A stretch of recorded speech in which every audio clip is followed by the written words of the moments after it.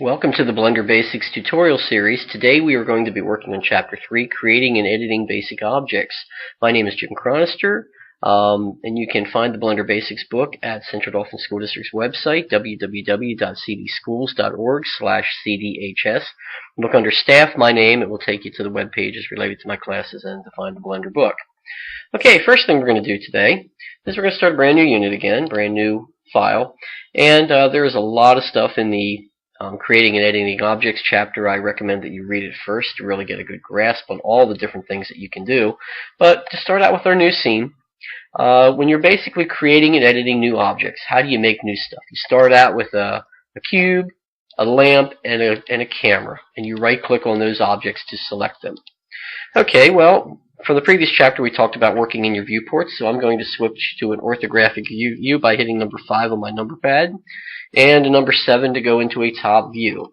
Now, a lot of times when I make basic objects, I prefer to work in wireframe, so I'm going to change my viewing type, my display type, to wireframe.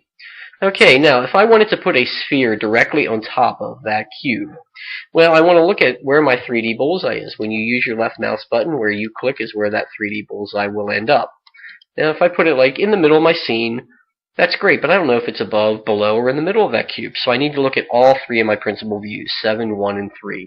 So I'm going to hit number 1 to switch to a front view, and I notice my bullseye is in the middle of it. So let's move it up here above it by like 1 grid block. Now, to make moving a lot easier, I'm going to turn the transform widgets off for the time being, so I don't see that little arrow in there. So look at that in 3. Number 3, viewport, my bullseye is directly above it. 1, it's directly above it. And in a 7, a top view, it's directly there. So it all looks great. Okay, now by default, whenever you make new objects in Blender, they want to come in facing the top viewport. Normally, I go to my file and my preferences window, and I usually do, when I go into the editing, I like to align new objects, align to the view that I'm in. Right now, to keep life easy, I'm just going to keep it in the world setting so that we don't have to worry about that so much. So, how do you make new objects? Well, you could do the Add menu and add things this direction, but I usually like to just hit Shift-A, which is the new command. It used to be spacebar, and you can make it work with a dynamic spacebar under user preferences. But the new Blender command is Shift-A to add new objects. Let's work with meshes today. These are all the different type of meshes you can make. Let's make a UV sphere, which creates a sphere like the globe, the latitude and longitude on the Earth. Now, when you pick a new object, this is rather new to Blender. When you make that new object, you can control it before you do anything else by looking at it here in the tool shelf. For example, if I want fewer segments and rings, you notice as I take segments down, I have fewer divisions. So 32 is usually the default. Even by rings, it used to always be 32 in previous versions of Blender. This one now they're going to 16. So 32 by 32 gives you a nice detailed object. And when I look at it, let's go back to solid view. It's sitting directly on top of it because of where I created that object. So you can create other things, and really I would do that next exercise that's in the book that tells you to create some type of sculpture using all of the different type of meshes and getting used to putting things in the proper place in 3D space. Paying attention to where your bullseye is when you hit Shift-A to add a new object. When I say add a cylinder in this case. Okay, so I can look at again the radius of it, the depth of it, how high, how short is it. Do you want end caps on that cylinder, or do you want it to look like a tube? Whereas if I take this view and rotate it with end caps off, I have a tube. How many segments going around? Most of the time, the defaults work well for most things. So again, we'll just kind of keep it looking the way that it is. And again, you can continue to maneuver along with this. What I want to do is skip ahead to the chapter where we actually start making the lighthouse and the landscape. So I'm going to go to File and New, Erase All. And I'm even going to delete the initial cube. Hit the Delete key on your keyboard, get rid of it. Switch to a front view. Okay, first thing we need to do, we're going to make the landscape for our lighthouse scene that's found in Chapter 3 in the practice exercise. Shift-A, add a plane. Okay, now I'd like the size of this plane to be something very specific. So I can either hit N for like a numeric to open up this transform window, or I can always just click on the plus here and it'll do the same thing. Here's my scale. Okay, let's make the X, Y, and Z be 10. 10 on all 3 of them. If you click in the middle, you'll actually get a numeric input, so you can actually keyboard that number in. Alright, let's close that up. We don't need that open anymore. So zoom out, I'll scroll my mouse wheel out. And I am in a perspective view, so I want to hit number 5, switch that to ortho. Okay, there's the plane that we just made. Switch to wireframe mode. Okay, now right now there are only 4 vertices making up this plane, so this is where we have to get used to working in edit mode or object mode. I'm going to switch from object mode over to edit mode. Now the easiest way to do that also is to hit the tab key. The tab will toggle you between edit mode and object mode. In edit mode, how do we get more vertices? Right now we have 4, 1 on each corner. It would be really nice to subdivide this about 6 times, so where do I find that command? Well, it used to be wrapped up in a key called the W key, and right there is subdivide, but I won't use that anymore. I'm going to get used to the new commands. And right here in my tool shelf, I have a list of a lot of different commands that I can work with. And right here you're going to see the subdivide command. Alright, so, again, I must have accidentally clicked it there once. I'm going to hit it 5 more times. 2, 3, 4, 5. Gives me a lot of vertices so we can work with something and make a half-decent landscape out of it. Alright, so now that we've done that, right now all the vertices are selected. How do I know that? Because when they're kind of the glowing orangish yellow color, you know that a vertex is selected. And again, because I started a new file, my transform widgets are turned on. I'm going to turn that off. Okay, so a vertex is selected when it's lit up. Right now, I could either hit A for all, or hit A again, which will select them all again. So the first time when you hit A, it will deselect whatever's selected. The second time you hit A, they will all be selected. Well, I'm going to hit A. I want them all deselected. So how can I select more than one vertex at a time? I can right-click on a vertex to select it. I could type B on my keyboard and drag a window to select a bunch of vertices. I could hit C for circle select, hold down my left mouse button to select vertices. If I hold down the mouse wheel, it will deselect vertices. So it's kind of a neat way to kind of select and deselect. So I'm holding down my mouse wheel right now like it's a button.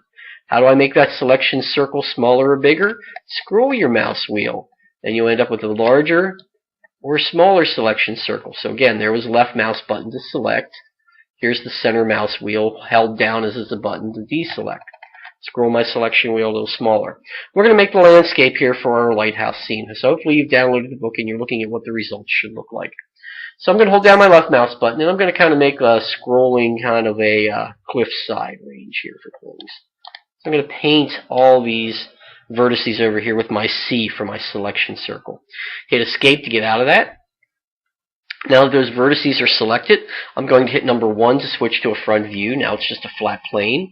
And I'm going to hit G to grab, to pull those vertices straight up. Now if you notice, I can pull left or right. If I want to be exactly locked on the Z axis, while I'm in the G key for grab, I could hit Z to lock myself on the Z axis. Pull that up about 2 Blender grids on your screen. Scroll out. Now I have something that looks like this. Let's go back over to object mode. And let's go back to solid shading. And right here is what your landscape now looks like. Pretty cool. Okay, now again, that's pretty angular. It doesn't look very smooth like a rough cliff. So what else can I do? Well, let's look over in our tool shelf. And you're going to see 2 buttons on here called flat and smooth shading. Well, if I hit smooth, it's going to try to smooth those vertices out, and that looks a little bit better. Not too bad.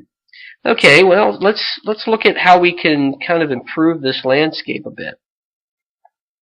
I'm going to go back into edit mode, but I'm going to keep myself in solid shading.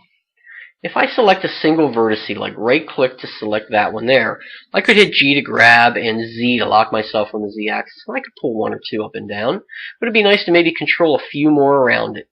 Well, I'm going to go down here to my list of just commands down at the bottom of my 3D window, hold down my mouse wheel like it's a button, scroll over, and find the little gray bullseye that represents proportional editing. Turn that on, enable it. Okay, and you'll see very different types of fall off. How can you make things look? For this example, I'm going to go to sharp. Sharp and smooth are your most common. Let's go to sharp fall off. Now if I grab this corner and hit G, now I'm moving it, but if I scroll my mouse wheel, you'll see that I'm affecting more or less vertices around that single vertex. Well, I'm going to pull it in the Z axis just to pull it up and down, like maybe this cliff has been eroded away a bit. So I'm going to play with your mouse, scroll your mouse wheel to change your selection circle. And let's do that for a couple of them. G, Z. Okay, so I'm going to take some of these points and pull them up and down. Just kind of fine-tune the way my cliff has been eroded away. And again, it's up to you, however you want to try to make this cliffside look. So you can kind of pull these points around all you want to. Grab Z. There's no right or wrong solution to this. You make it look the way you want to. Grab Z. So my corners have been kind of eroded away. What's that going to look like now if I go back out of edit mode? Well, scroll back over here, changes from edit to object, or again, tab will do the same thing. Now that cliffside's starting to look a little nicer. Alright, let's say I want a little bit of a hill in the background here. Well, I'll go back into edit mode. And let's grab one single vertice back here. If I were to hit G and to grab it and Z, I'm going to pull it up as a point. I don't really want that back there. Maybe I want it to look more like a hillside. So scroll back over here to my proportional editing. Change my fall off type to smooth. Now when I hit grab, now it's going to mound up like it's a hill. So maybe I want like a little bit of a hillside here kind of coming up. Alright, so now we've kind of controlled things. Feel free to shape yours as much as you want to. Go back over to object mode. And that looks pretty nice. Now, we're ready to see what the camera is actually looking at. I'm going to change my viewport configuration here a little bit. I'm going to make this one a little bit bigger over here. Temporarily close up the tool shelf. I'm going to change this viewport type from my outliner to actually another 3D view window. And then I'm just going to hit 0 for camera view up here, just so I can kind of see what the camera is looking at. Right here's the camera. Right click to select the camera. By the way, you cannot select other objects if you're in edit mode. You're not going to be able to do it. Let's see, as I grab my camera viewport changes. I want to give my camera something really specific to look at. And I don't want to try to look at this landscape. I'm going to switch back to a top view, number 7. And with my bullseye somewhere about in the middle, I'm going to hit Shift A, and I'm going to add a thing called an empty. And what an empty is just that. It's a thing that you really can't see. It's just an object that's in there. Yeah, it's pretty low. I'm going to switch to a number 1, a front view. Hit G to grab it, pull it up a bit. And I want the camera to always look at that empty. So in order to do that, I'm going to apply a tracking constraint. So I'm going to pick the camera first, hold down the Shift key to do multiple selections, and then select the empty. So now both things are selected. Camera first, empty second. Control T, pick a track to constraint, and you'll see a little dash line of the camera going to the empty. If I select the camera and move it, it's always going to point towards that empty and look at it. Wherever I put the empty, the camera is always going to follow it.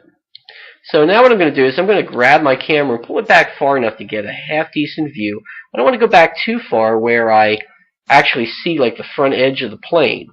And let's hit F12. Let's render a picture and see what that looks like. And there's my landscape so far. We'll zoom out a bit.